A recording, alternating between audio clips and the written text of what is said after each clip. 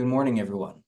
Welcome and thank you for attending our final workshop for the Respectful Workplaces Week series entitled Safer Places, New Brunswick's Employee Training for Addressing Workplace Sexual Harassment in the Workplace.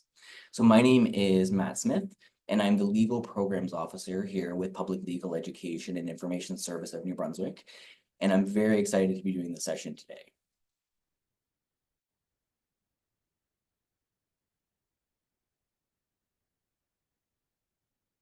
See here. I'm just going to share my screen here for everyone to see the PowerPoint.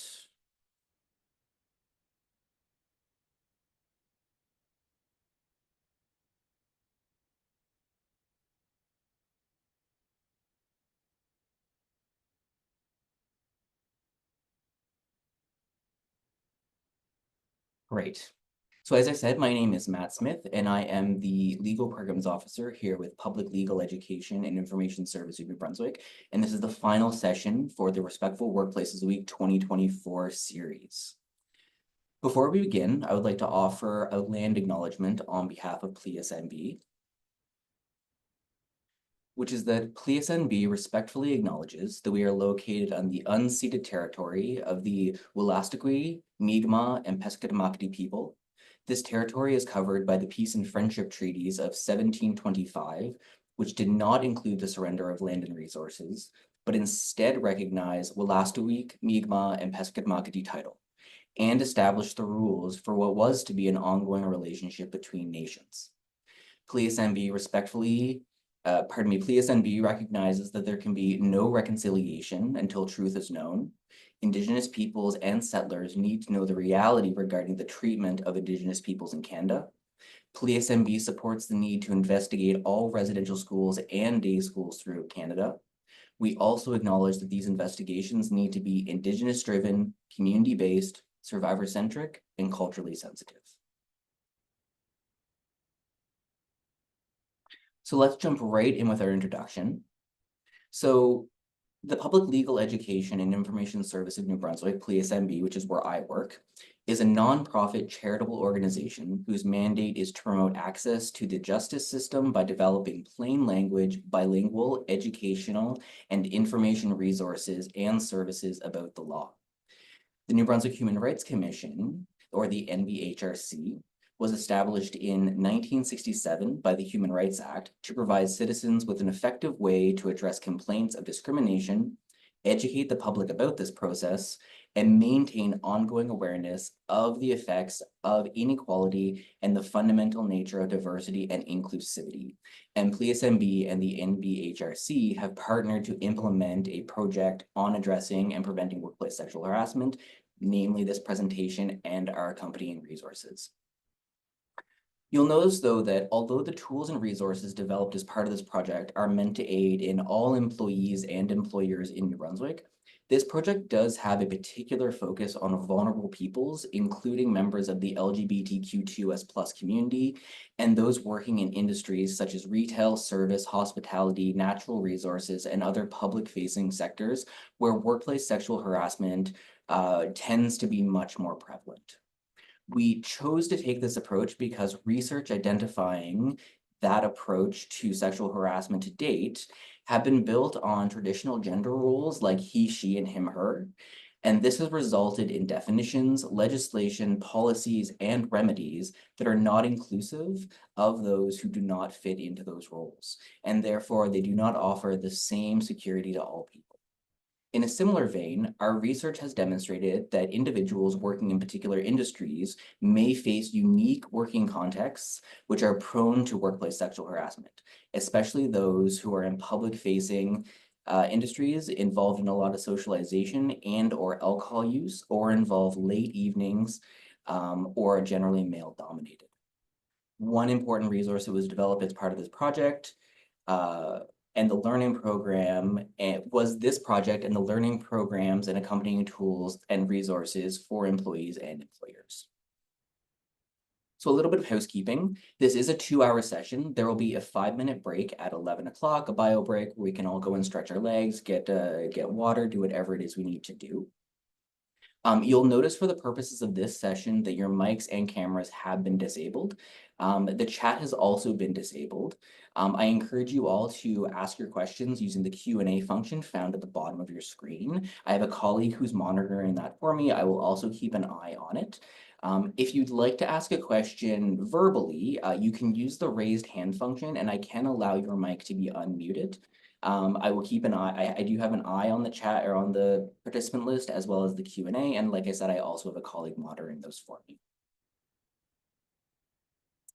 All of today's resources come from our website, which is saferplacesnb.ca, and they include our consultation reports, our informational handouts, and different forms and templates that I'll be talking about throughout this presentation.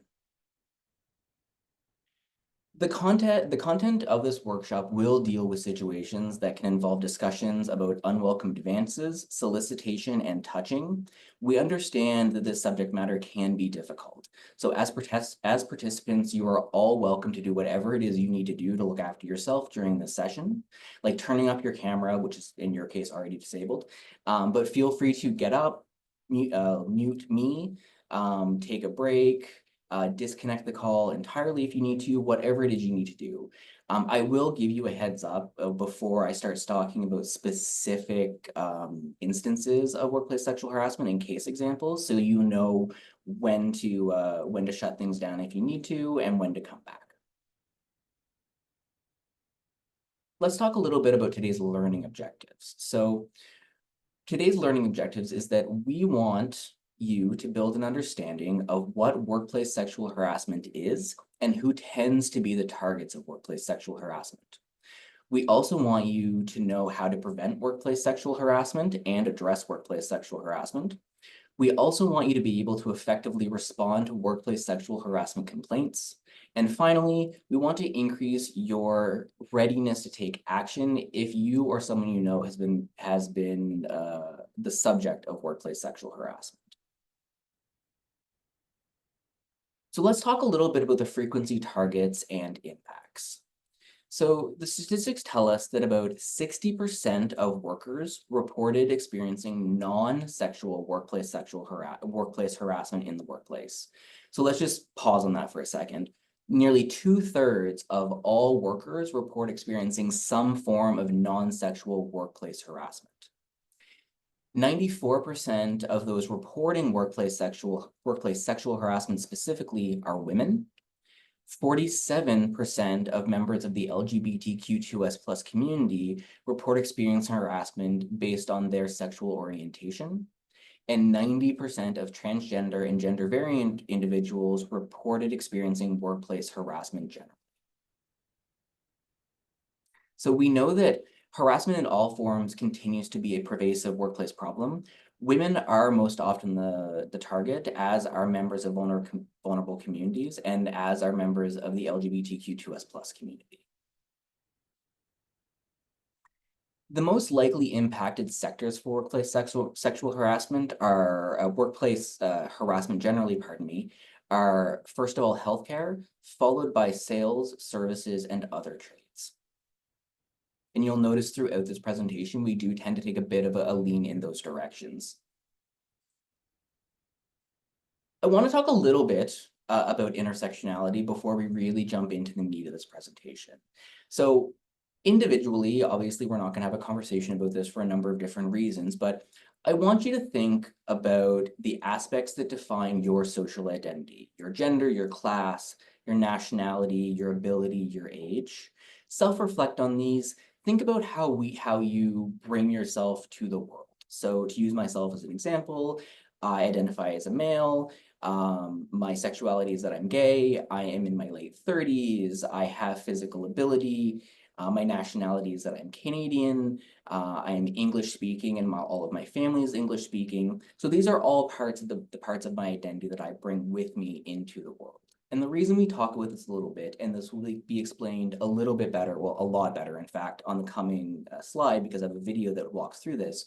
But the reason we talk about this is because we all bring a plurality of ourselves into the world. And sometimes different combinations of that plurality can expose us to workplace harassment and workplace sexual harassment. Importantly too, and you'll hear me say this a number of times throughout this presentation, is that each one of these areas that we're seeing on the screen here, gender, class, language, nationality, these are all protected grounds under the various human rights legislation, which makes it illegal to discriminate against someone based on these different grounds in the workplace.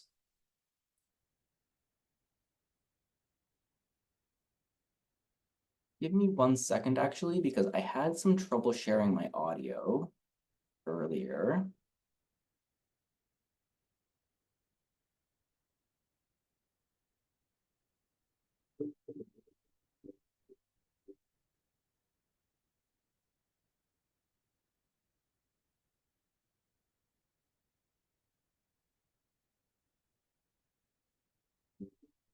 In fact, I'm sorry, it looks like the little button that says that I can share the audio from my computer is disabled. So I'm not going to be able to share that video with you today, but I'll make sure that everyone gets a link to it when I send out a follow-up email later on. The video itself, I'll describe it a little bit for you. So the video itself talks about a fictional situation where someone is going to work and they're experiencing workplace sexual harassment, and they're a member of the LGBTQS+ community. They also identify as a woman, and they also identify as a racial minority.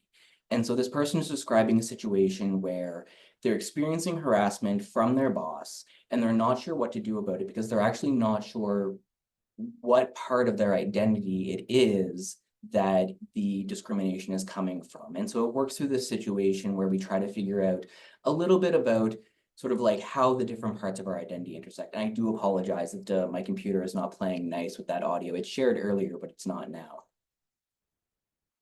But suffice it to say, workplace harassment and workplace sexual harassment has a huge impact on the employees. So the type of impact that this has on employees includes decreased job satisfaction, increased likelihood of leaving the job, stress, and poor mental health.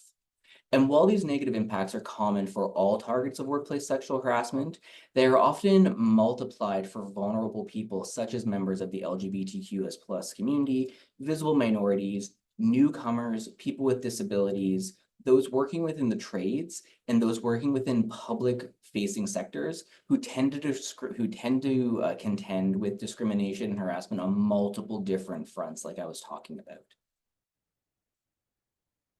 There is also a large impact for workplace sexual harassment and workplace harassment generally on the organization.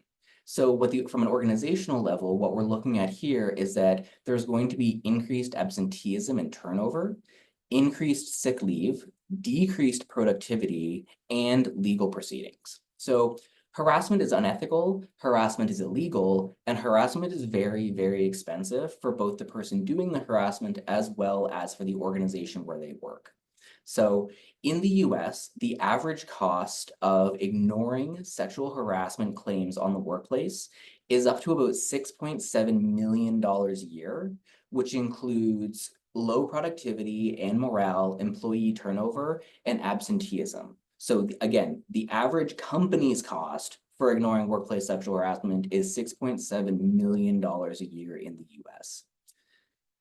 On top of this, though, there is also the cost of lawsuits for constructive dismissal. And constructive dismissal is when an employee technically quits their job, but it was as a result of their employer not doing something that they were legally obligated to do. So, for example, if a construction worker is working on a construction site and their employer is legally obligated to make sure that they have fall arrest equipment, and the employer refuses to provide that to their employees, and the employee quits because it's not safe for them to be there, that could be considered a constructive dismissal. Yes, technically the employee did say the words, "I'm quitting" or "I'm resigning," but it was as a result of the employer making it unsafe for them to be at that job, and so they couldn't do that.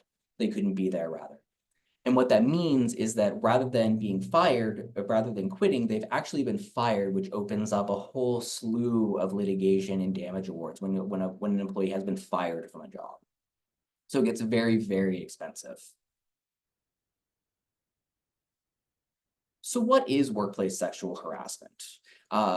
Many of us have sort of a conceptual understanding of what workplace sexual harassment. So the most common understanding of workplace sexual harassment is conduct like making passes, soliciting sexual favors, questions about sexual activities, or sexual touching. And in fact, this is workplace sexual harassment.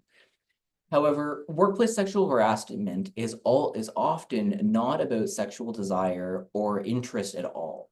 It's most often about power and control, and it often involves sexist attitudes, negative assumptions, hostility, rejection, bullying, and or diminishment based on a person's sex, gender, and sexual orientation. So it's both of these things. The second one, though, is much more insidious. It can be harder to pin down and identify. So I do have some poll quizzes that I'm going to launch so that we can start a bit of an understanding of this. So I'll read them out while you folks go through them. So the first one says, Jake is gay. Lucy believes that this is wrong morally, but she doesn't want to be rude. So she goes out of her way to avoid Jake so that it doesn't come up. Is this workplace sexual harassment? The second one is Stephen's mom has passed away, and Dan gives Stephen a hug to show his condolences. Is this workplace sexual harassment? And the third one is calling women in your workplace names such as sweetheart, little lady, sweetie, or hun, or etc. Is this workplace sexual harassment? And I'll give everyone a minute to complete the poll and submit.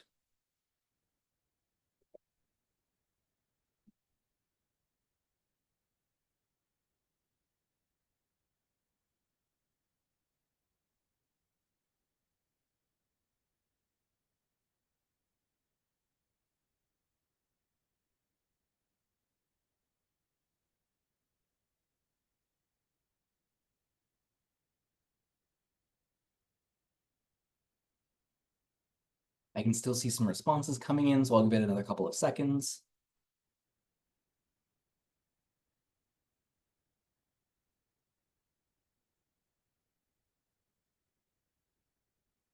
Okay.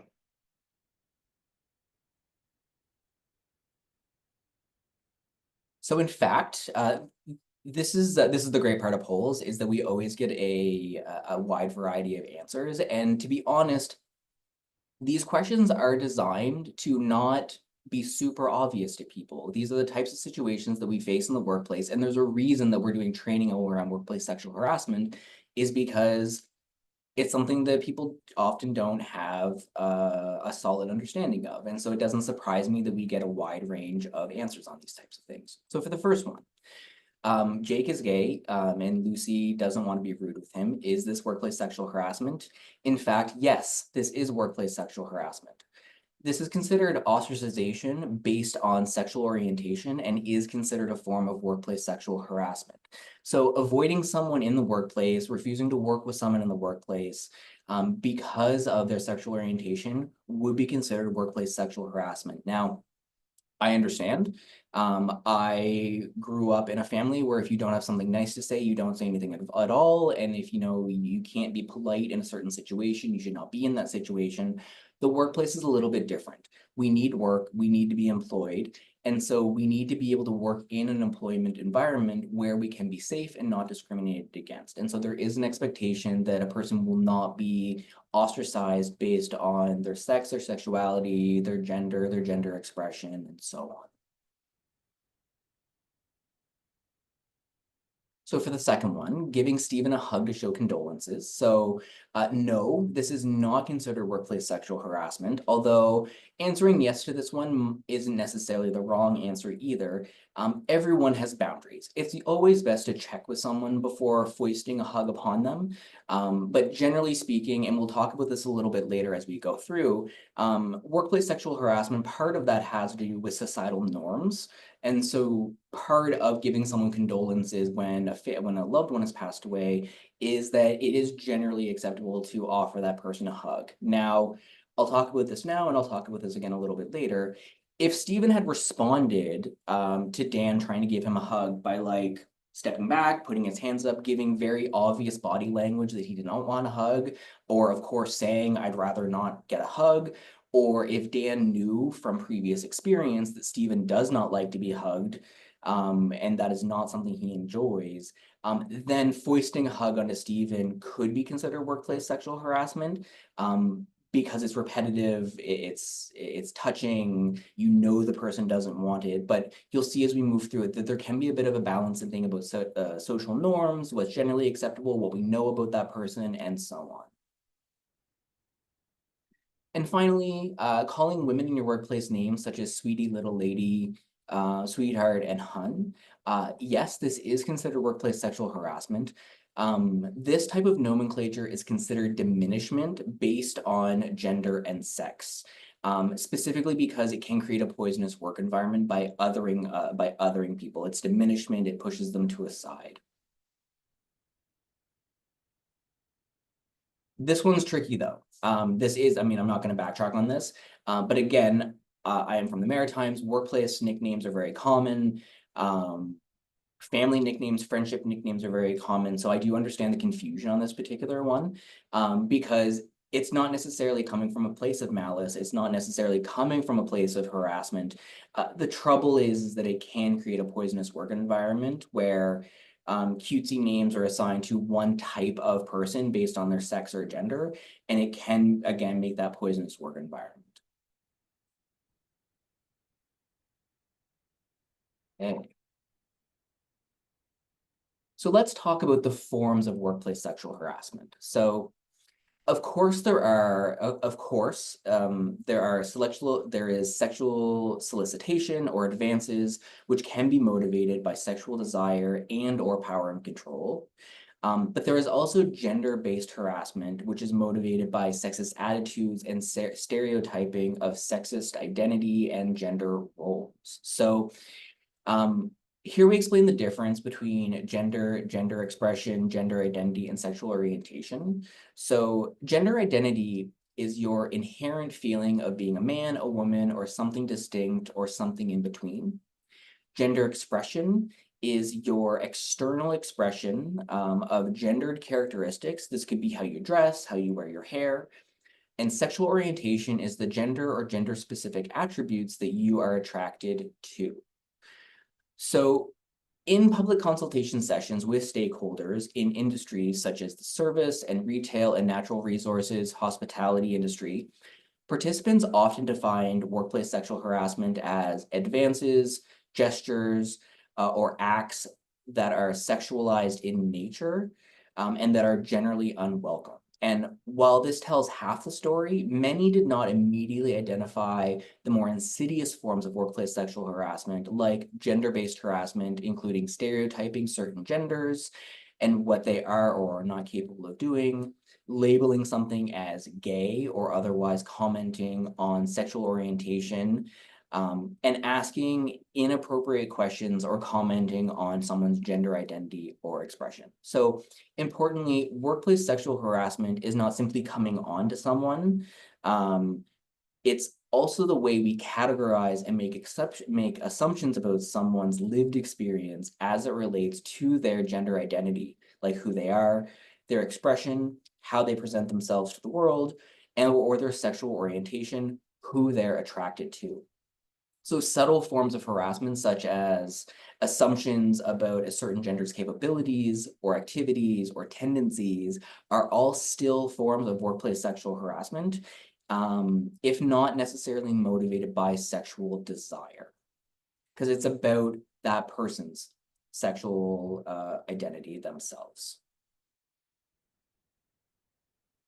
So very importantly, and I said this once already before, so each one of these grounds is protected under the New Brunswick Human Rights Act as well as the Canadian Human Rights Act. So remember here, this is important, that the diagram on your screen is meant to be descriptive. So it's meant to help us understand the complexities of identity and how these four pieces, sex and gender and sexuality and expression, relate to each other.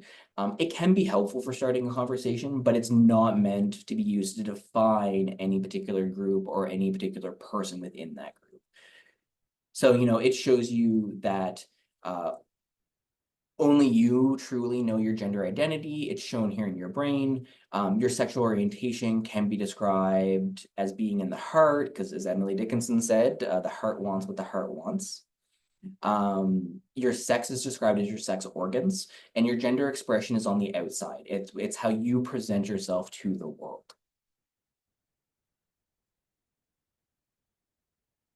So a little bit about microaggressions, because oftentimes when we're talking about the more insidious forms of workplace sexual harassment, they can manifest as microaggressions. So microaggressions are often directed at vulnerable individuals. They're more subtle, they're not quite as blatant.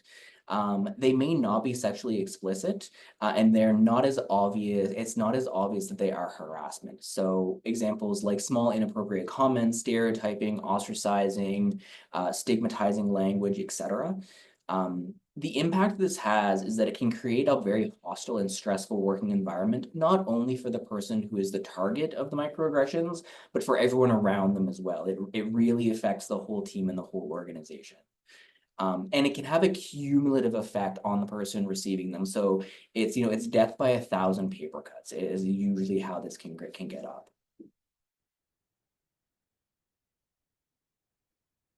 So the reason we talk about this is because the research on sexual harassment in the workplace shows that while the old-fashioned blatant sexually explicit behaviors, in addition to these things, vulnerable individuals do also experience the microaggressions. They're often brief but commonplace indignities directed at usually women, LGBT members, and members of other vulnerable groups.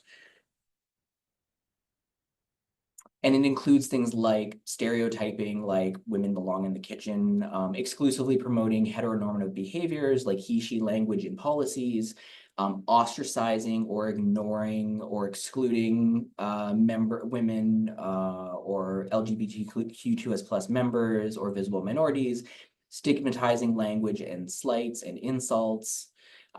Some things that employers can do to help fix this, to help correct for this, is to promote a supportive and respectful work environment, to use gender neutral language in signage and in policies, to host diversity training.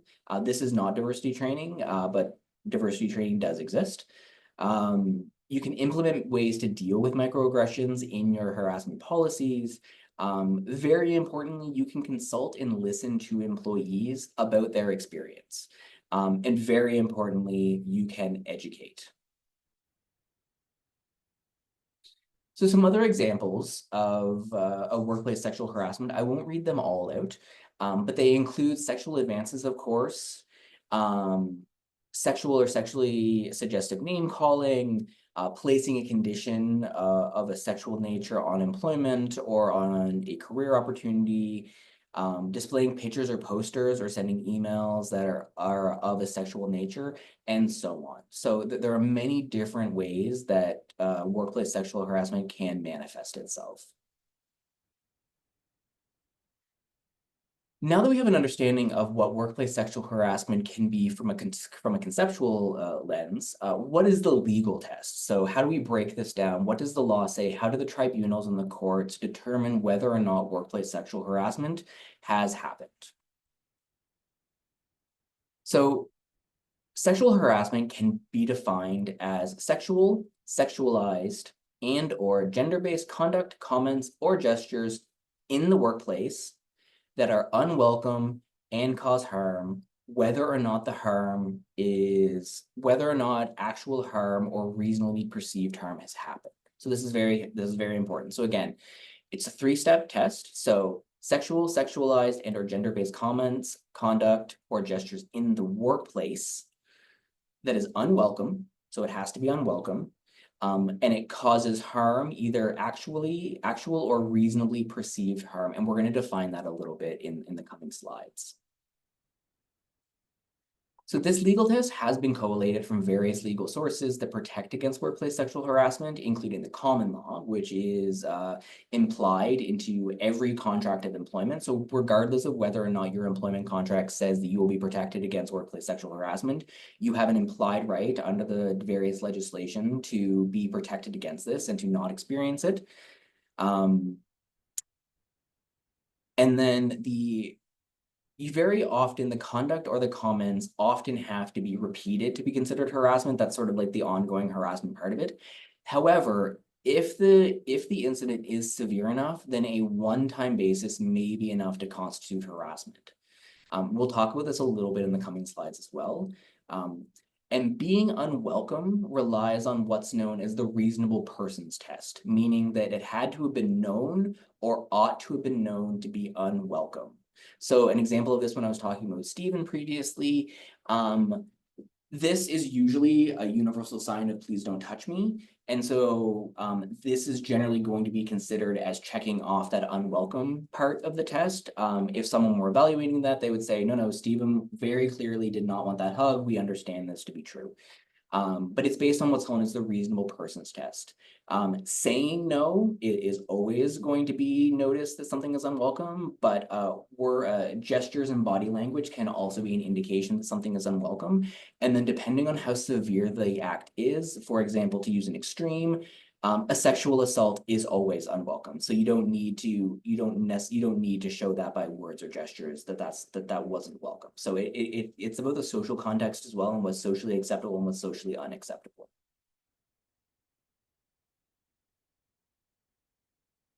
So I'm not going to open up the chat for this because we have quite a few members and the chat would explode on me if I were to do this. This presentation is usually capped at 30 people and it's usually done more interactively.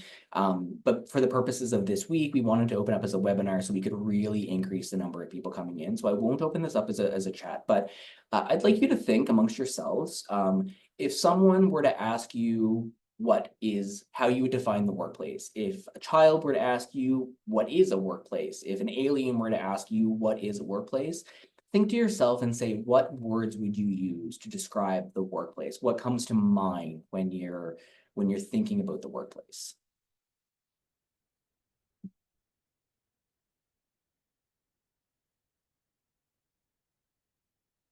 So very often when we think about the workplace, we think about our physical structure, our office, our space, our premises, our location. I'm physically in my office. I have colleagues all around me.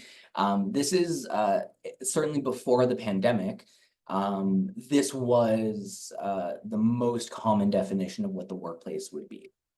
So the workplace is in fact actually all of those things. It's also the online communications that are happening. It's also email, it's also business travel, it's also conferences, it's also training sessions, it's also work-related social gatherings. So holiday parties, staff parties, things like that. If you are in a place that is with your employees, even if it's not necessarily for a totally work-related purpose, it may still be considered the workplace. So this can get very confusing for people if you're downtown at a restaurant for a social gathering. But if it's a work organized event, there's a certain amount of requirement for you to be there. There's keeping up appearances, there's being social with your colleagues, there may be a promotion on the line. So it's about whether or not you need to be there. It's about whether or not work things are happening. It's about whether or not you're compelled to be there. There's a number of different things. But that to say, the workplace is not just a brick and mortar building. It's kind of anywhere where business is carried out and does include social gatherings.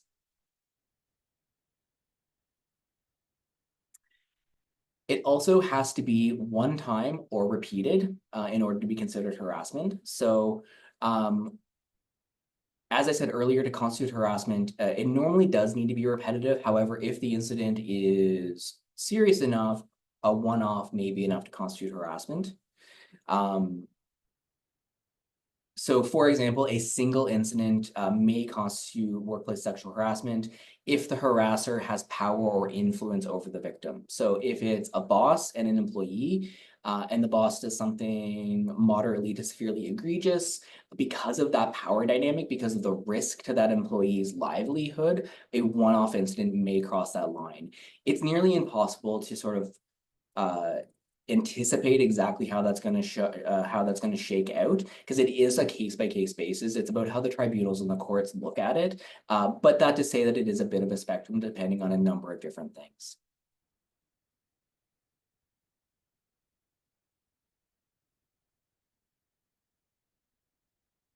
It needs to be unwelcome. So the person is either told that the conduct, comment, or gestures is unwelcome, or, as I mentioned earlier, a reasonable person in all the circumstances would have known that it's unwelcome. And again, the reasonable person is a theoretical person who shows average judgment, skill, or care in his or her or their conduct. And so it's a type of situation where, like I used with Stephen, where like, hands up, I don't want to hug, that's probably going to be enough for a reasonable person to be like, that conduct was unwelcome. And motive is irrelevant. A person may have only meant to touch someone platonically or in jest. It may not have been motivated by malice or by sexual desire. It doesn't matter. What matters is that it meets the definition of workplace sexual harassment otherwise. So it doesn't matter what's in the head of the person who did the thing. It matters that they did all of the things that check those boxes on the test. Very important. So who are the targets of workplace sexual harassment?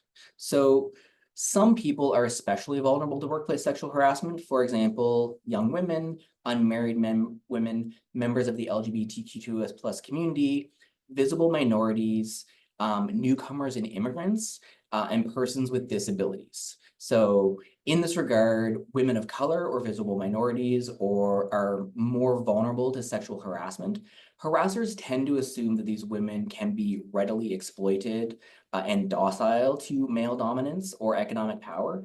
Temporary foreign workers who depend on their employers for keeping their residential status are similarly vulnerable because of the intersectional grounds. You can imagine that a temporary foreign worker who will be deported back to their home, if they were to lose their job, will be much less likely to try to address workplace sexual harassment in the workplace, because while they may have been successful in, reporting it and get a settlement that they deserve and stop the harassment, hopefully, none of that will mean anything if in the interim they've been fired and they've been deported back. And so the stakes are very, very high in some of these conditions for people, right? And then likewise to this, persons with mental or physical disabilities and individuals who espouse non-traditional gender identities face a higher risk of sexual harassment. So with respect to determining liability, and this is why we're talking about these intersectional grounds so much throughout this presentation, well, this is one of the reasons we're talking about all the intersectional grounds throughout this presentation, is because with respect to determining liability for workplace sexual harassment, and a remedy for targets for this kind of conduct, courts and tribunals are increasingly using an intersectional approach to the cases they hear, recognizing that for members of these groups, the experiences of harassment may be, the experience of harassment may change or be compounded. So the courts are looking at these different things, like, was this person a temporary foreign worker? How high were the stakes for them? What type of retribution were they going to get if they reported it? All of these types of things are now sort of going into it, and it can jack up the damage awards that someone could be entitled to. Of course, harassment is not limited to the stereotypical heteronormative scenarios. It can be a subordinate harassing a supervisor, regardless of gender or sex. It can be customers or vendors harassing employees, regardless of gender or sex. And we have some more examples of these on the following slide. So while I do talk a lot in this presentation about a very specific type of workplace sexual harassment, it is very important to pause and say that it doesn't matter the makeup of the dynamic. What matters is whether or not the harassment happens. So it can be coworkers on coworkers. It can be subordinate harassing a supervisor. It can be men harassing women, women harassing men, same-sex harassment with men harassing men and women harassing women, sexual orientation and gender identity harassment, and third-party harassment like customers and suppliers and vendors. I like to pause on this one whenever I do this presentation. This is a really important. Most of us, myself included, I grew up putting myself through school and in high school, working in the service industry, and I was certainly taught that the customer is always right. That simply is not the case. Third-party harassment from customers and suppliers and vendors still falls under the same workplace sexual harassment protections that the other types of harassment we've talked about does.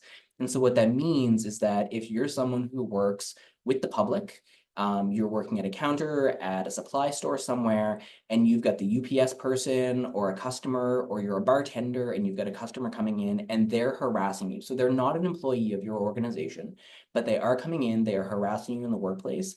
Your employer has the same obligation to protect you and to address that form of workplace sexual harassment that they do for all other forms of workplace sexual harassment. So the remedies might be different from that perspective. So we'll get into this a little bit more in depth later, but when an employee is harassing another employee, an employer can do remedial things with that employee. They can assign training, they can suspend them, they can, fire them if it's egregious enough. There's a number of different options.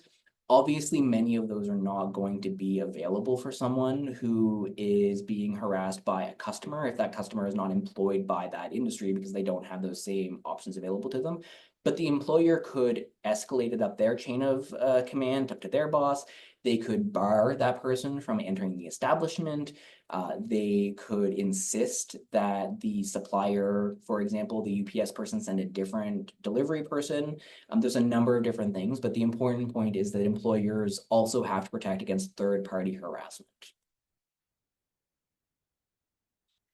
Other forms of harassment generally include a poisonous work environment, workplace violence, personal or psychological harassment, and abuse of authority. And so these may not necessarily be sexual in nature, but they can they are still considered forms of workplace harassment, and the employer still has an obligation to address those. So heads up, at this point, I'm going to talk about two different examples of workplace sexual harassment. It's 2 slides, and I'm even going to go, yes, when you see this lady again, I'll do that one more time. When you see this lady again, it means I'm done talking about the 2 scenarios. So if you want to take your earbuds out, mute me, whatever you need to do, that's fine. And yeah, but this is the part where we're going to talk a little bit about some examples of workplace sexual harassment. So do whatever you need to do to keep yourself safe. We take a trauma-informed approach to this. Our goal here is not to make someone feel uncomfortable. We don't want to trigger anyone on this kind of stuff, but the examples are important so that people can have context for what this actually looks like in practice. So what does the case law say? So I want to talk about one example that came out of New Brunswick, which was conduct by a male employee onto another male employee. So both of these employees were living in the UMB residence, and they were required to travel for their work.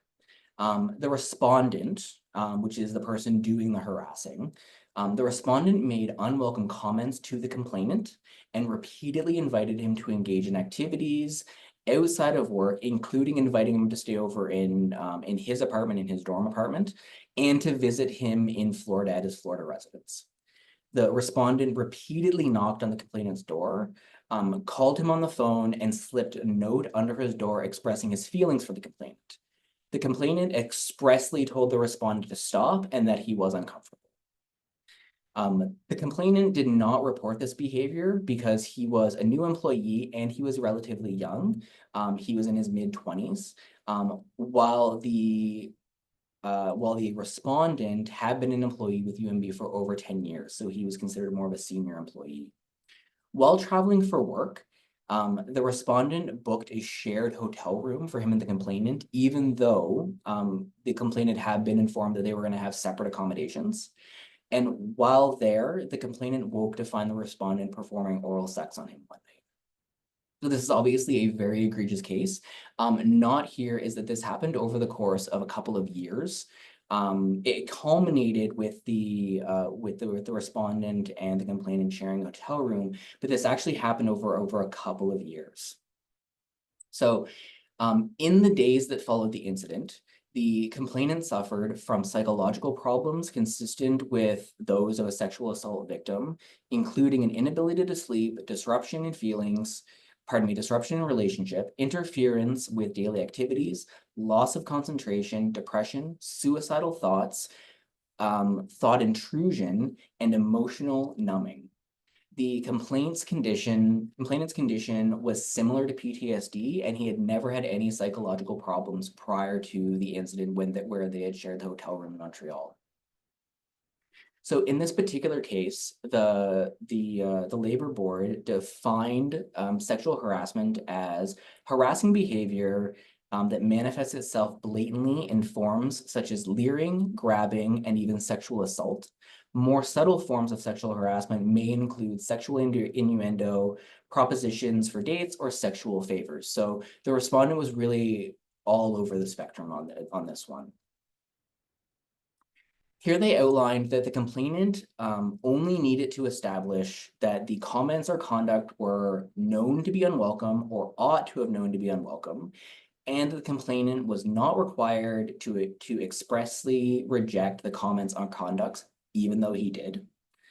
The board concluded that the respondent ought to have known that the continuous comments and touching were unwelcome and he committed sexual harassment against the complainant. Now, I'll pause here because this is also obviously a sexual assault.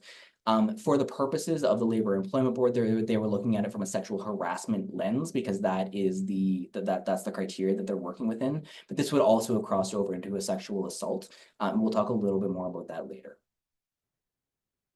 So in this case, the board outlined that there were 7 different factors for determining damages in sexual harassment. So 1, the nature of the harassment. So was it verbal or physical?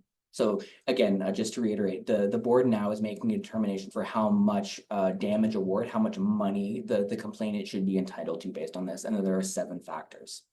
So the nature of the sexual harassment, was it verbal or physical? Here it was both. The degree of aggression, of aggressiveness and physical contact. This was an unconsensual sex act. The ongoing nature or the duration of the harassment. Here it was over the course of 1 to 2 years. The age of the victim. This guy was relatively young, so he was in his early 20s. And there was an age discrepancy and a bit of a power imbalance, although the case did not expressly say that this person was a supervisor, but there's an age imbalance there. The vulnerability of the victim and the psychological impact on the victim. So in this particular case, the board awarded $15,000 to the complainant in general damages to compensate him for emotional suffering and injury to dignity and self-respect.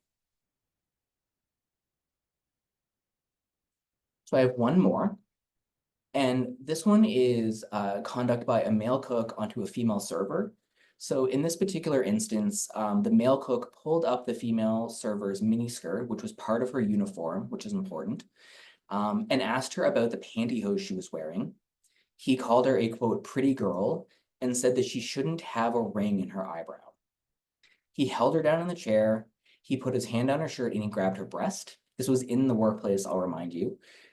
He also pulled up her skirt and said, let me see. So this was a one-off incident, but very egregious, obviously. This particular incident happened actually in Newfoundland. So the Newfoundland and Labrador Board of Inquiry found that the server had been sexually harassed and discriminated against based on her sex by being required to wear the skirts to work, the remarks made about her clothing, and by being touched and fondled by the cook. So the respondents in this case, the people held responsible in this case, were actually the restaurant where she worked, the corporate owner of the restaurant, the restaurant itself, the restaurant owner, and the cook, because the cook had supervisory duties over the female server. The cook was found to be responsible for hiring the complainant, setting her work schedule, and giving her weekly wages, dictating her duties and uniform, and acted as her supervisor and acted on behalf of the employer.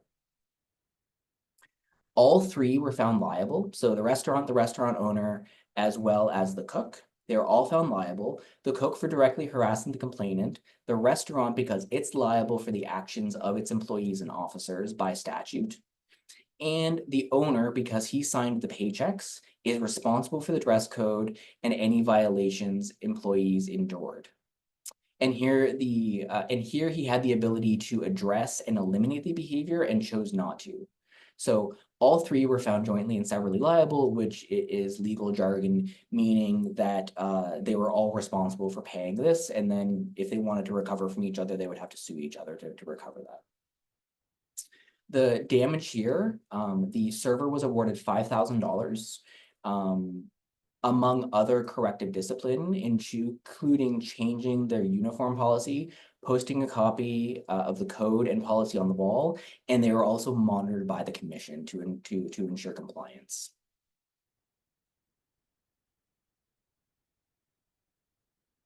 So when we were doing our consultations on this, unsurprisingly, we heard a lot of comments like, the lines are so confusing, it's also gray. Can you even compliment anyone anymore?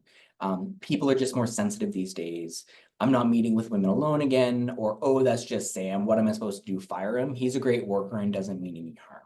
Now, I want to be clear about this. The two examples we just went over, those were not gray lines. Those are very obvious, egregious examples of workplace sexual harassment.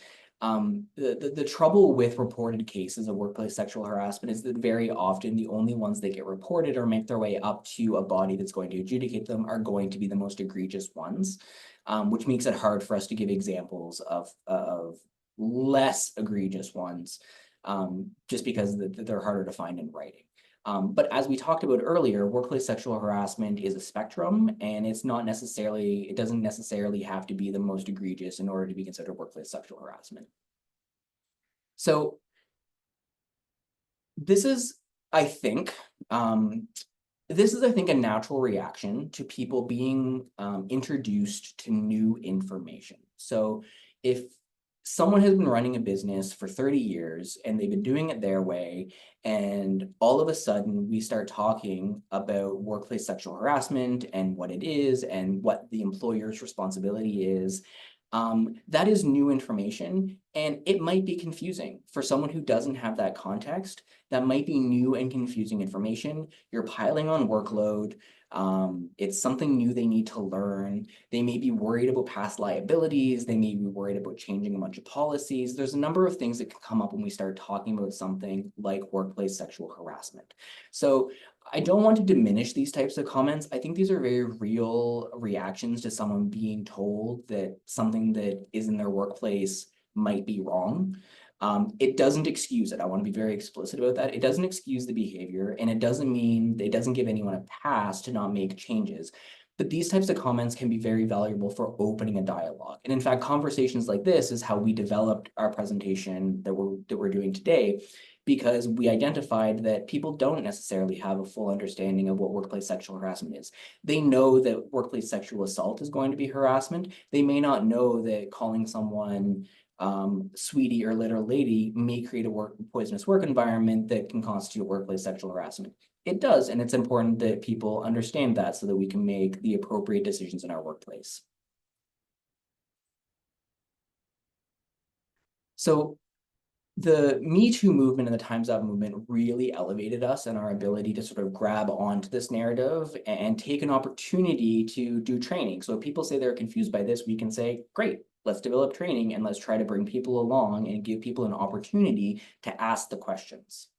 So it showed us that there's an increased need to respond to questions and comments like this. And it requires society to better define and differentiate among different types of offenses.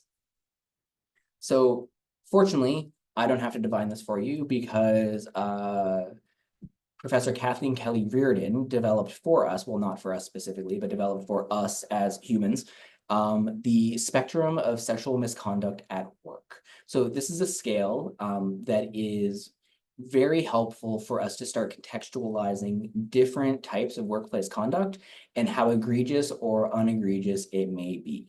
So it's intended to be a blueprint, like our other charts that we use in here. It's intended to be a blueprint for people and organizations to use to become familiar with different levels of offenses and the harm work relationship and how they can harm work relationships and create or perpetuate hostile work environments. So you'll see that it ranges from generally non-offensive conduct and comments such as your hair looks nice today, or that's a pretty dress, to egregious sexual misconduct like sexual abuse and assault.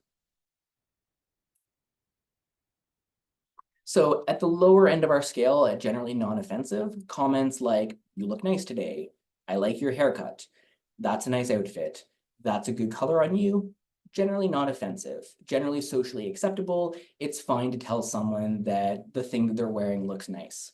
A variation of this, where it may start to cross a line, is a comment like, that outfit makes your body look nice. That's getting a little bit more creepy. We're getting a little bit further into a person's physical appearance, what their body looks like, how their gender expression or their sexual attributes make them look. So we're crossing over into a line. So these can be varied pretty quickly to sort of become more inappropriate. Also, like I've said a couple of times, if every day you tell a person in your office that they look nice today, and they've said, please, would you stop telling me that I look nice today? That makes me uncomfortable. And you continue to do that, that could quite easily cross over into workplace sexual harassment, because even though it's generally socially acceptable to tell someone they look nice today, if you've been put on notice that that's not okay for that person, and you continue to do it, that would be considered or could be considered harassing behavior. We then have mildly or awkwardly offensive comments, like you would say that as a gay person or a woman. I suppose it's a woman's prerogative to change her mind, or I just can't speak frankly around women anymore. Assigning a characteristic to a person, even in a joking fashion, it's just like you raise your eyebrow a little bit. You're like, you're saying that like all gay people feel this way, so it's stereotyping. Or changing your behavior around a person because of their gender expression or their sexual identity or their sex. We're starting to get into sort of the mildly offensive categories. So at the lower end of the scale, a one-off may not be enough to constitute harassment. You may need more repetition in this end before it's considered harassment. And the further we progress up the scale, you'll see the more egregious it gets, the less requirement there would be for an ongoing or repetitive thing before it crosses over into harassment. So next we have the offensive, but not necessarily overtly or intentionally offensive. So uninvited hugs, the keyword there being uninvited. Patronizing or dismissive or exclusionary behavior about, again, someone's gender, sex, sexual orientation, or gender expression. Sharing jokes about women or gay people or other groups of people. This can start to perpetuate that poisonous work environment by ostracizing people. Excuse me.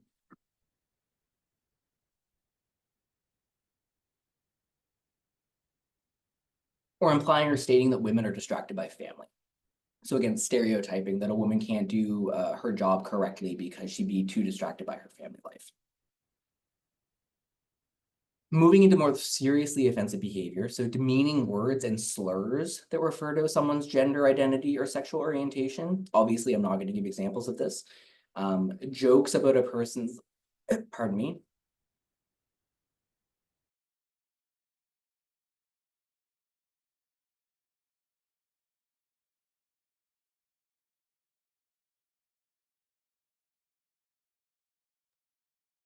I'm just getting over that cold that's going around everywhere. So I made it almost an hour without having to cough. So that's good progress.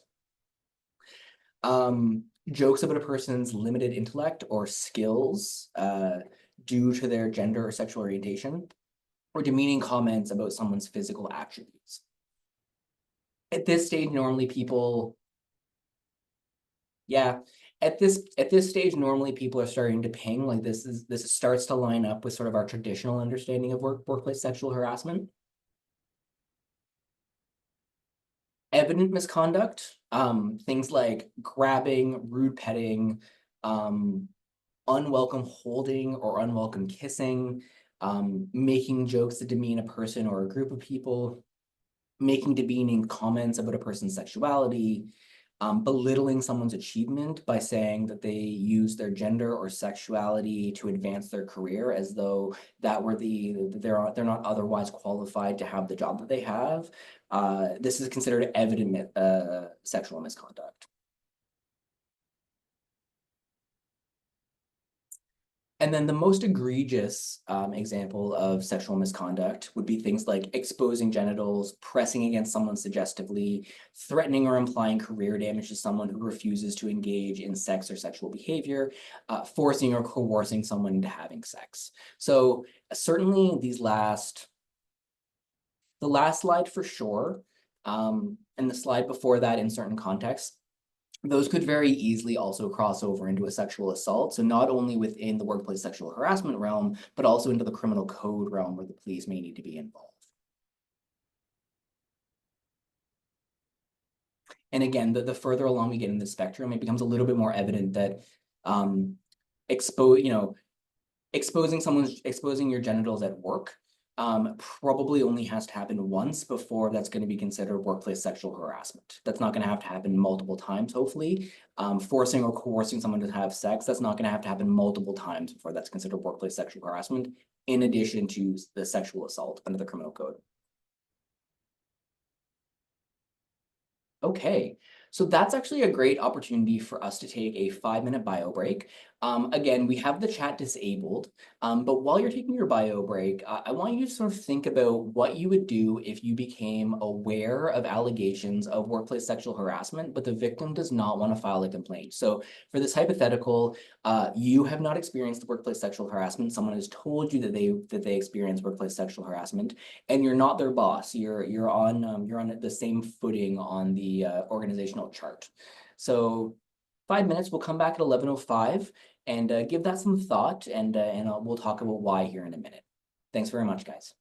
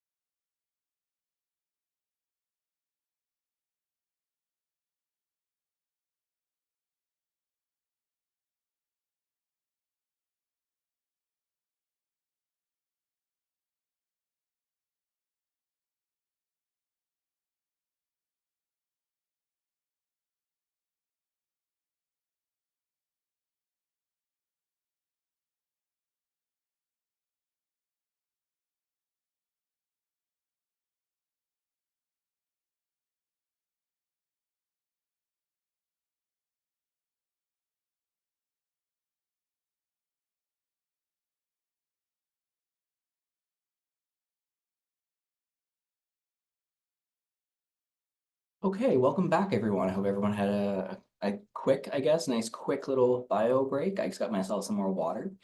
So yeah, before we took our break, I had asked what you think you should do if you became aware that someone in your workplace had been the victim of workplace sexual harassment but did not want to file a complaint. And so yeah, we had a couple of people actually that sent in, or I guess one person that sent in something in the Q&A that I'm going to ask my colleague Marion to read out for us. If anyone else wants to type it into the Q&A, we can read out. That'd be great too. Don't panic. I didn't expressly ask you guys to do that, but we're always happy to read out responses. So Marion, did you want to read out that comment? So the comment says, if I became aware, I would go to an HR director and discuss the matter and leave their name out to see what can be done. I would then go back to the victim and let them know of their options and encourage them to bring the issue forward. Thank you very much. That's actually that's a really good answer. I've been doing this presentation now for a few years, and I've never actually had quite a well put and concise answer into that, because it hits kind of everything that's necessary for us to talk about. So um, the answer that we offer is that you should talk to the victim about their options. If they do not want to file a complaint, you must respect their autonomy though. However, if you witness the harassment and the situation also made you uncomfortable, you may want to consider filing a complaint for yourself. So the reason that the comment that we got was so well put is because it's very important that if you didn't experience the workplace sexual harassment, that you don't put the victim in a place where their autonomy is being taken away from them again. It needs to be their choice in order to file that. They may have very real, very personal reasons for why they don't want to file workplace sexual harassment allegations. For example, if they're a temporary foreign worker and they're balancing it against losing their residency. So they may have very good reasons to not do that. But going to HR and not disclosing all of the details, but making sure that you're well informed about what's going on and what options you could sort of offer to that person, that's a nice balance between making sure that that person has all the information that the organization has that you can offer them, and also allowing them the autonomy to make the choice on their own. So that's a really nice pairing. I think I'm gonna take that and use that if that's okay going forward, because that's a really good balance. So I have another poll that I'm going to launch. This is just a quick one.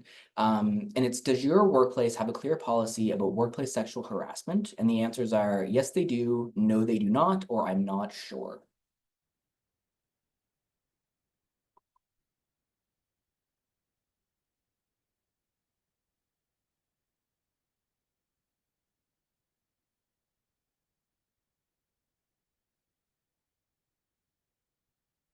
I want to say too, I'm really happy to see how much engagement we're getting on the polls.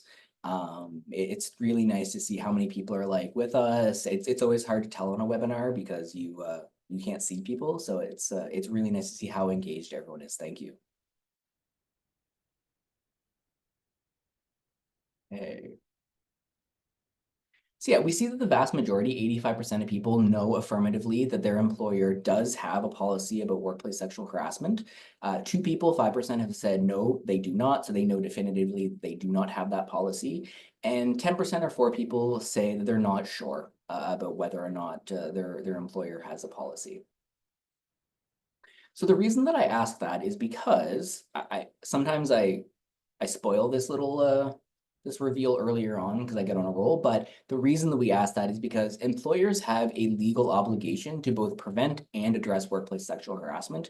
And part of that is that they are required to create a policy surrounding workplace sexual harassment, as well as actually address the harassment. So oftentimes complaints get lost after they're made, but we need to work to make sure that that doesn't happen.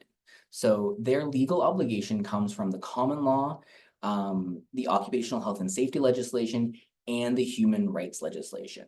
So the common law is judge-made law. So it's the law that comes out of like that case law that I read you earlier about where the tribunal has set out like the 7 steps for determining what the damage award is going to be, that's common law. That's judges or tribunals saying, we're interpreting this and we're outlining what the law says about it. Occupational health and safety legislation is legislation that's made by our parliament or by legislature, depending on what level of government, and it outlines and codifies what the law is. And in our case, Occupational Health and Safety and Human Rights Act, which is also legislation, they both say specifically about what the obligations are for employers to prevent and address workplace sexual harassment. So it's not just a nice thing we wish was true, it is actually a legal obligation on the part of the employer. And WorkSafe NB, who's in charge of WorkSafe NB, who's in charge of the occupational health and safety legislation, my understanding is they will go around and check to make sure that people do have this policy in place in their workplaces. One second, I see an anonymous comment coming through that I'm just going to read really quickly. What about other options for the person who has been sexually harassed, such as police, lawyer? This person is thinking of examples of organizations who were later seen to have helped hide harassment through confidentiality clauses, etc. That's a great question. I'm not going to answer it right now because we actually have a section coming up about the ways to address it. If I don't answer your question in a way that's satisfactory to you, flag me again and I'll see if I can do better.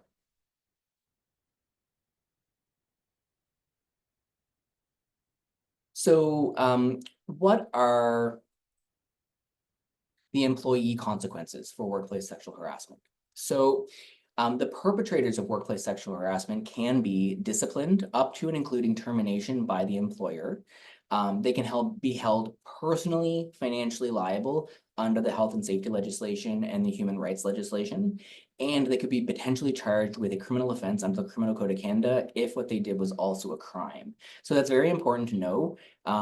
Personally financially liable, that means the employer is not picking up the cost of that damage award. The employer can also be held financially liable, but the perpetrators themselves can be held personally liable.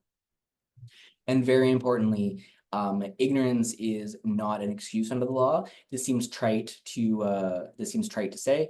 Most of us know that, but it's very important. Saying you didn't know a thing was a crime does not excuse behavior. There's another question. Okay. Would you like me to read it out? Sure, that'd be great. Okay. The question says, is it considered sexual harassment if an employee overhears another employee discussing sexually explicit topics to another employee who is complicit but doesn't contribute to the conversation? It is in fact. I mean, it is in fact is going to be the answer I give because by definition it could be. The answer to all of these questions is going to be it depends. Actually, first of all, that's a really great question. So yes, it can be if all the grounds are founded.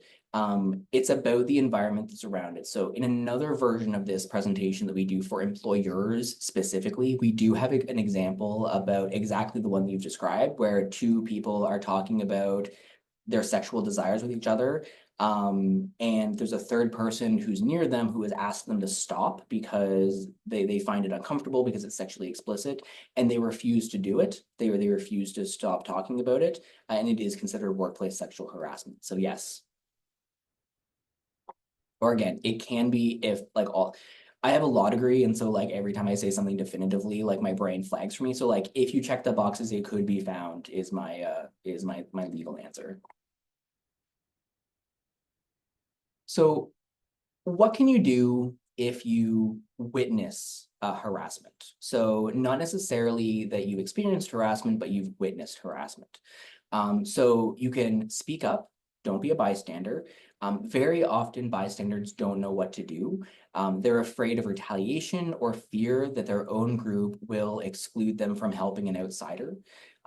Harassment is about power. Harassers often count on finding a victim who will not say anything at all. As a result, telling a person to stop can be very effective. You can ask the target if they want you to report it. A little support goes a long way. Targets who feel supported and validated are much more likely to stand up for themselves. And importantly, if you yourself are upset by the incident, if you witness the sexual harassment and you're upset by it, you can report it on your own behalf. So being a bystander and seeing it happen also crosses over that. Well, I'm just going to read this comment really quickly to see if I should answer it now or later.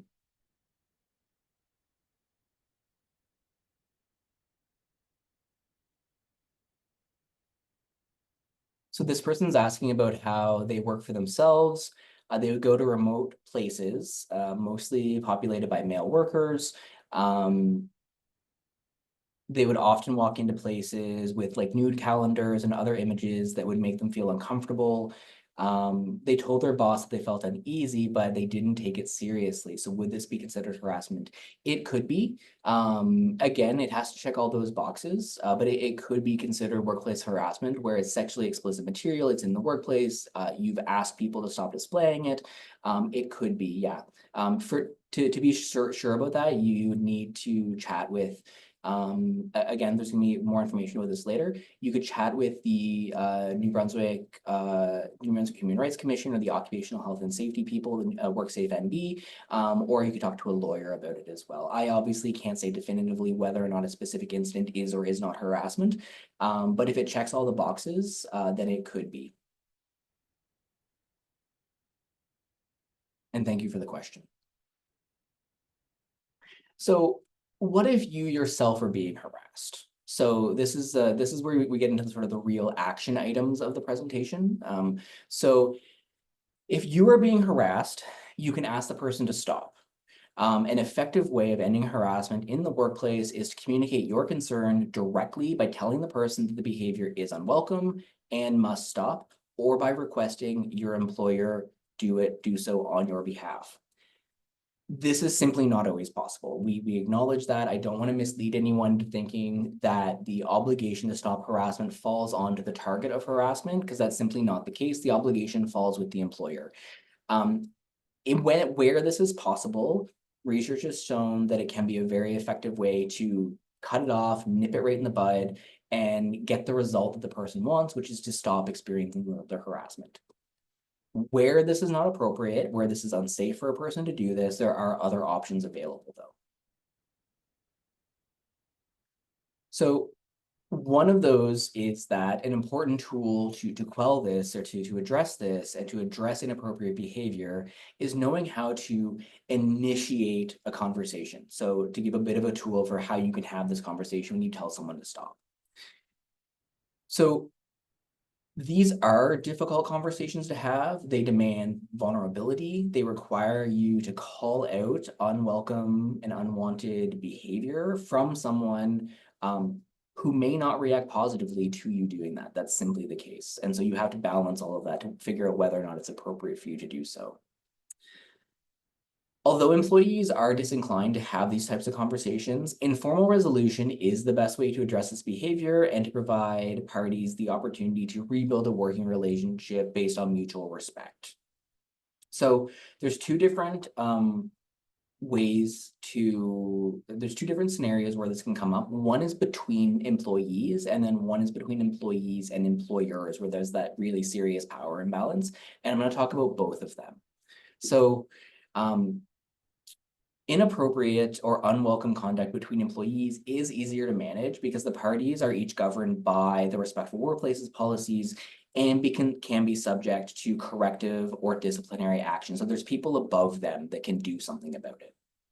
So here are some guidelines. So step one, and I'll say again too, that all of this information is also found on our website, saferplacesnb.ca. In fact, maybe I'll ask Miriam if she wouldn't mind putting that into the chat for everyone to see, so that everyone has that come up.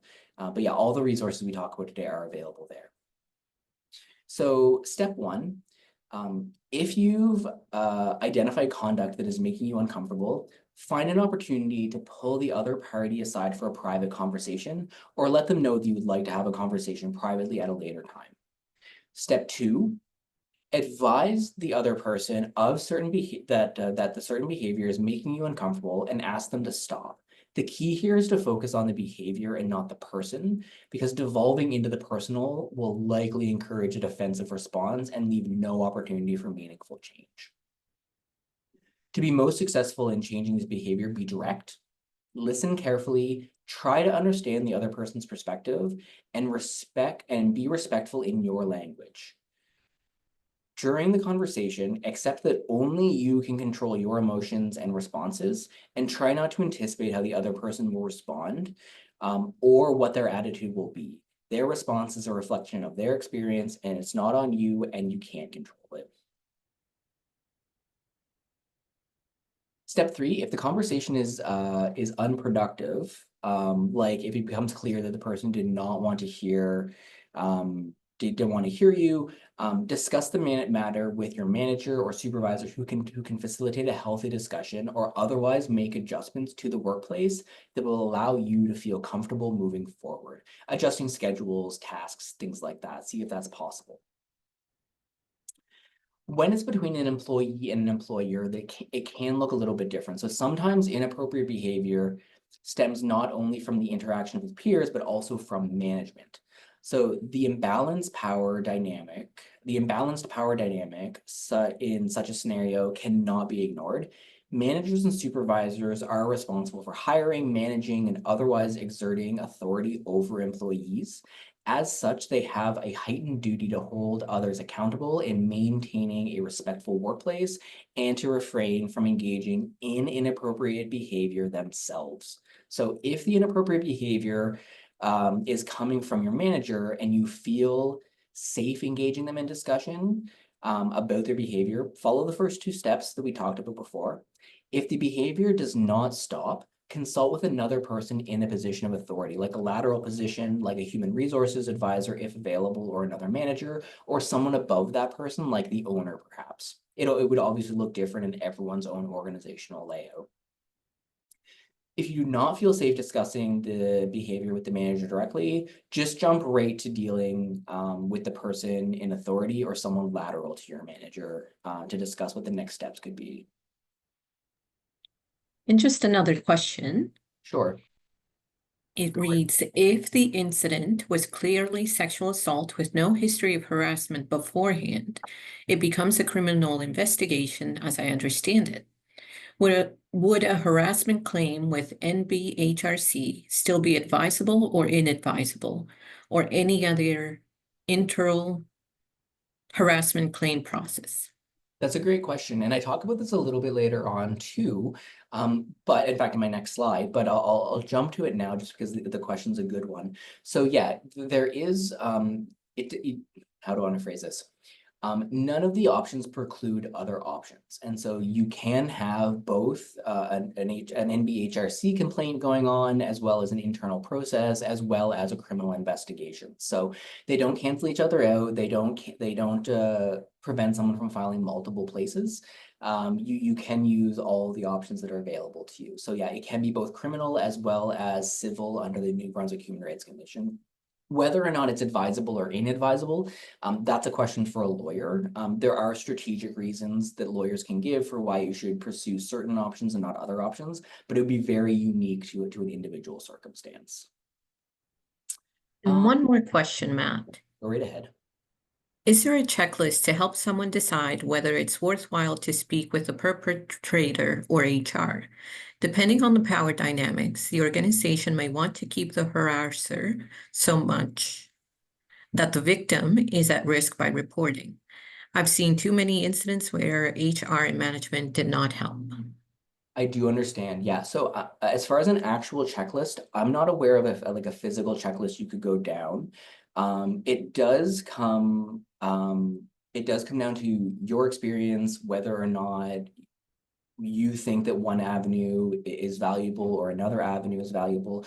Certainly, internal processes, there can be issues with internal processes. That's why the New Brunswick Human Rights Commission has authority to do these types of investigations. It's why the WorkSafe NB, these are all external agencies that are outside of the management structure of individual organizations. And it's the same for local police and Crown prosecutors. These are obviously not within the organizational structure. So, you know, if it is a situation where management or HR is complicit with the behavior or they're not addressing it properly, there are other options that are available. And in fact, you're preempting me a little bit because it's my next slide. Just a short question as well, Matt. Sure. What if the harassment came from the most senior person in the organization? So the same would be true. You still have access to the police, to the New Brunswick Human Rights Commission, to WorkSafe NB. I do understand that conflicts of interest and issues of seniority and hierarchy and power within the organization can make addressing it using an internal process difficult or even sometimes impossible. But the other options are still available for that purpose. So again, an individual would need to make a decision about sort of which path they thought was the most appropriate for them. And if they didn't think that HR was the most appropriate, then they could go to another organization, like the New Brunswick Human Rights Commission or WorkSafe or the police. So on to our next slide. We have difficult conversations between employees and members of the public. So we're still within sort of that realm of having conversation rather than jumping to a different part of the process. So we're still trying to just talk to the person and make them stop doing what they're doing. So like I said earlier, this behavior is harder to manage because members of the public are not subject to employment policies. However, by entering a privately owned space, members of the public must still conduct themselves appropriately and can be hit with certain penalties such as removal from certain establishments, permanent bans, and other forms of discipline. So here are some guidelines to deal with conversations with the public if this were to come up. So step one, determine if you feel safe approaching that person. So is that person sober? Do you have any concerns about violence or abusive language? If you feel unsafe, immediately just jump down to step three. If you do feel safe, you can proceed to step two, which is immediately advise the customer, patron, or member of the public the behavior is making you uncomfortable and request them to stop. Again, like we talked about before, focus on the behavior and not the person. If possible, try to involve another employee in the conversation. Even if they just stand by completing another task, it's your backup, they're a witness. It might make you feel safer. It might lower the risk of that person reacting really, really poorly at you. So that can be very important.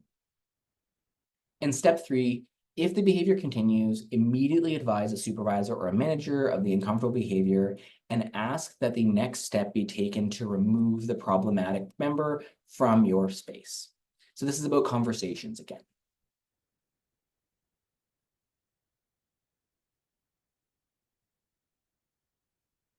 Yes, okay. If conversations are not possible or if they are unproductive, we have another step. It's still internal, but it is another step sort of moving up the level of intrusiveness or the level of seriousness.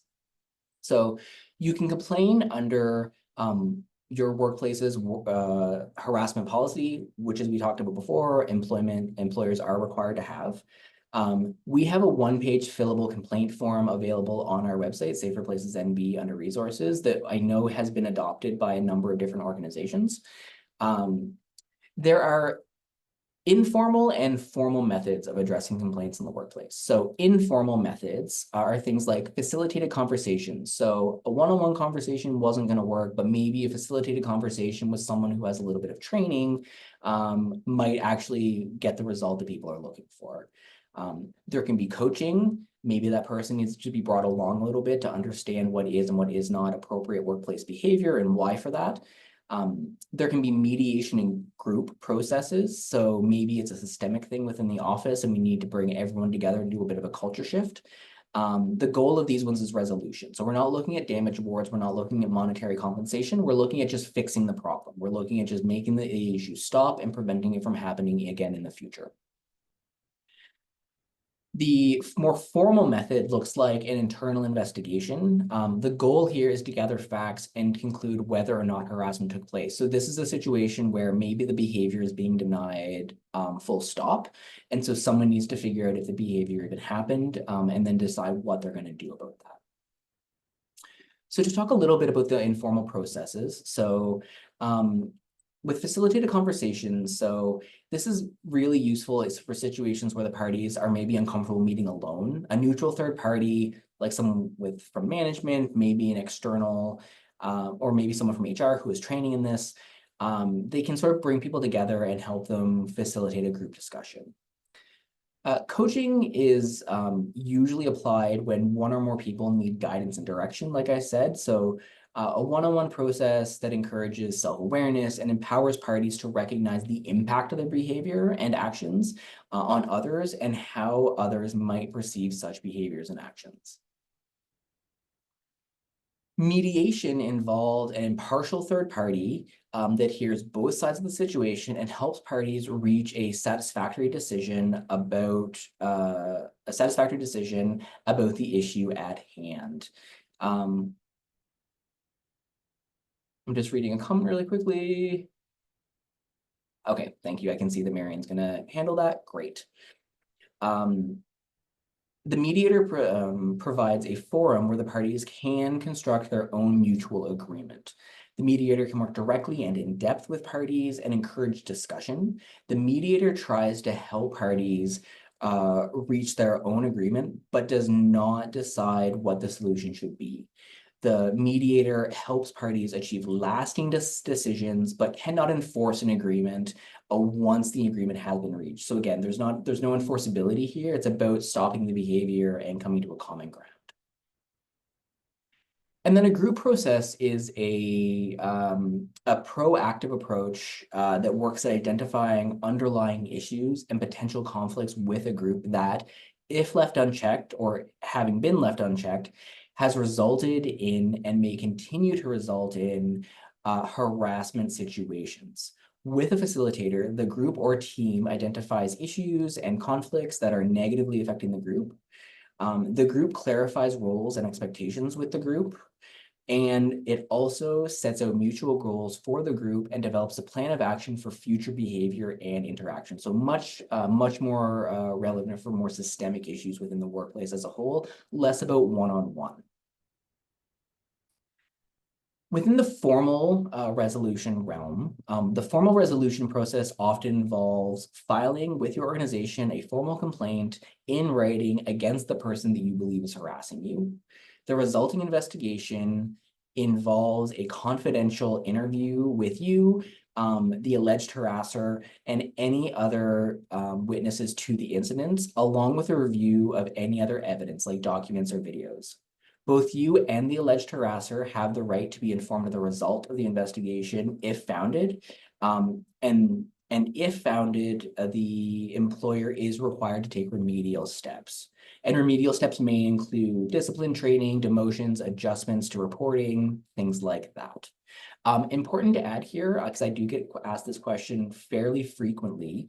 To my knowledge, the target of the harassment is not entitled to know what remedial steps or what disciplinary actions was put onto the harasser. I've asked a number of different employment people about this, and this is my understanding. So just to sort of preempt that a little bit, yeah, a person who has experienced harassment, they have the right to know that something has happened and that it's going to be addressed, but they do not have the right necessarily to know what exactly that looked like.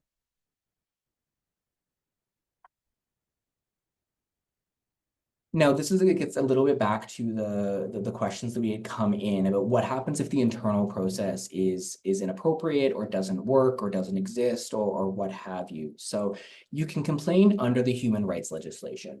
So the New Brunswick Human Rights Act expressly prohibits workplace sexual harassment and discrimination in employment, as well as within housing, public services, and membership in trade unions, professional or business organizations, and trade associations. So there's a number of different grounds where it prohibits workplace sexual harassment or sexual harassment generally. For provincially regulated industries, complaints can be filed with the New Brunswick Human Rights Commission. This is a free process. The commission also offers various informal resolution processes where appropriate. If informal resolution is not elected or is unsuccessful, the commission staff will proceed with an investigation and will make recommendations to the commission to either require further settlement efforts, dismiss the complaint, or refer the complaint to a board of inquiry, specifically the Labor and Employment Board, for a hearing investigation. If the commission determines that a hearing is warranted. So they do the investigation, and then if it's founded, they can forward it on to the Labor and Employment Board for investigation. Very importantly, complaints must be filed within 12 months of the alleged harassment or 12 months of the last incident of harassment if the harassment is ongoing, which is, I'm going to say that a couple of times. So you have a 12-month statute of limitation. You have to file with the commission within 12 months of the last time that the harassment happened. So if it's a one-off, then you have to file within 12 months of that.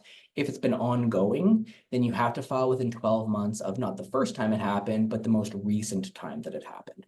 After 12 months, my understanding is that you're unable to file after that.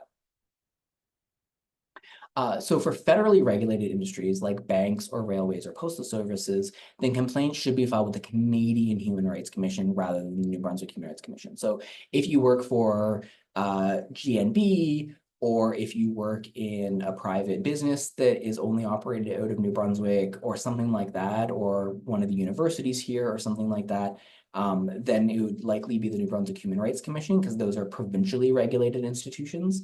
But there are plenty of people who work for federally regulated institutions like the federal government or the railways or the banks. Those go to the Canadian Human Rights Commission. I'm just going to read this comment really quickly to see if it's for right now.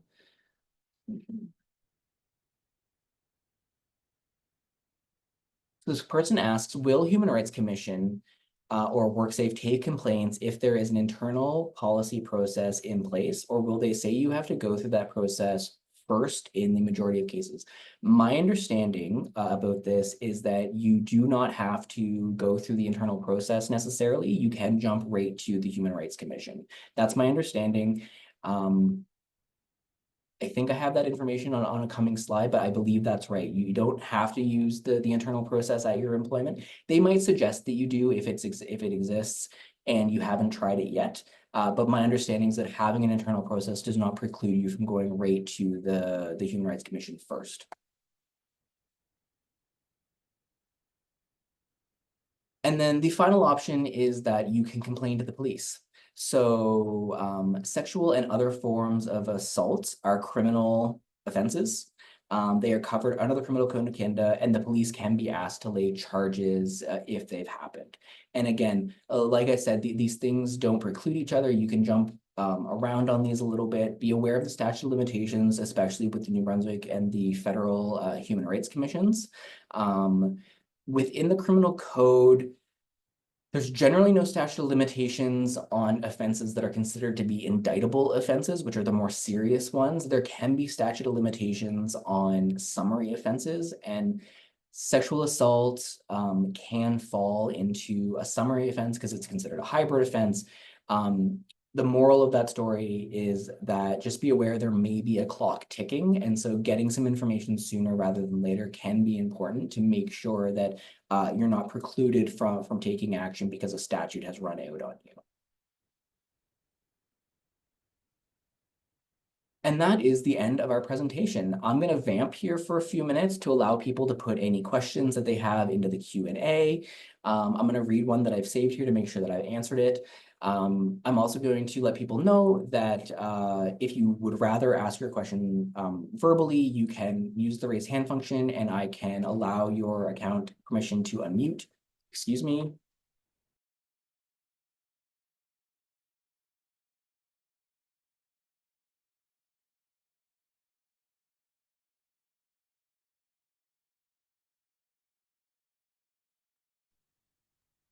Hey, Matt, Go right ahead. sorry, just a few questions coming in now. The first one says, HRC employee here. I invite you to take a look at our guide on sexual harassment, among others. That's more of a comment than a question. Thank you for that. We will share that with everybody.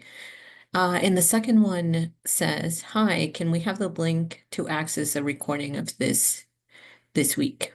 Yeah, Of so this. Yeah. yes, Sorry. so we in fact we have been recording all of these as you're aware. We need to get them downloaded, edited, all that kind of stuff, but they will appear on our new website, legalinfonb.ca, at the same place where you would have registered for this session. We're going to upload them in the same tab. And in fact, while I'm thinking about it right now, I'm actually going to open it and I'll allow people to type in some more questions. This is me vamping because we're running a little bit early actually. So I've got about 20 minutes left in the session. So I'm happy to hang out here and ask questions for as long as people have them coming through. So the recordings will be, they aren't there yet. It'll be the coming weeks by the time we get them edited and uploaded and stuff, but the recordings will appear here in the link that I've just put into the chat for everyone. Okay, thank you. You're very welcome for the presentation. Made a comment. And I'm also going to put, this person is giving some more information about the NBHRC stuff that I'm also going to pop into the chat for everyone. Thank you very much for that. Emma, I very much appreciate that. I love having partner organizations on the call with me to answer these types of questions. This person is looking for links on additional resources placed in the chat. Yes, so I'm going to give you the link for our broader Safer Places NB page because everything is found there. And there's a lot of it, so I don't want to like pigeonhole you into a specific area, but we do have at the top, you'll see menu bars that break down where all the information is. There's that in the chat. Okay. So that is the end of our presentation. I'm going to ask my colleague Miriam to put a link into the chat for an evaluation survey. If you wouldn't mind completing that, would be very helpful for us. You will also be prompted to do the same evaluation survey when you close out of Zoom because I programmed it to pop open your web browser and ask you to complete it. It's 3 questions. It should take you no time. But we very much appreciate your feedback on this session. This is our first year taking the lead hosting Respectful Workplaces Week, and so we want to learn from our experience and improve where we can and keep what works and all that good stuff. Okay, I see another question here that I'll read out. So this person has a question about having conversations with the individual that is acting inappropriately. How would you recommend we proceed if they turn around and say something along the lines of, quote, "This is normal in my culture. Totally understandable to have different culturally appropriate things, but having that conversation can be very difficult because you don't want to invalidate their culture." That's a great question. That can really change the dynamic. And I also don't want to diminish anyone's culture. That's certainly not what we want to do here.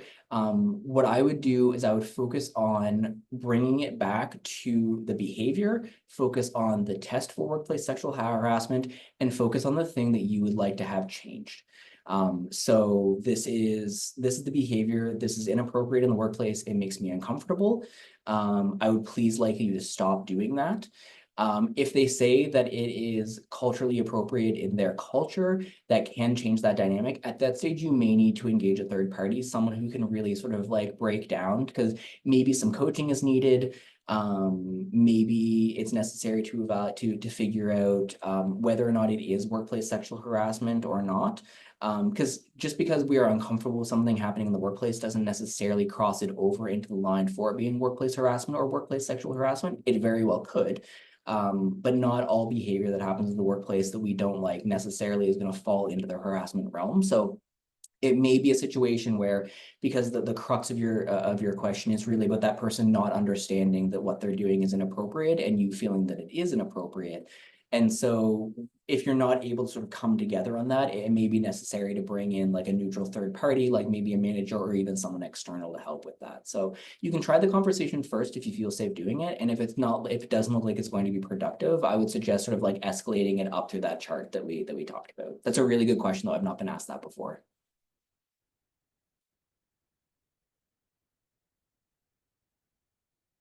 Okay, that's everything. So I'm going to let everyone go.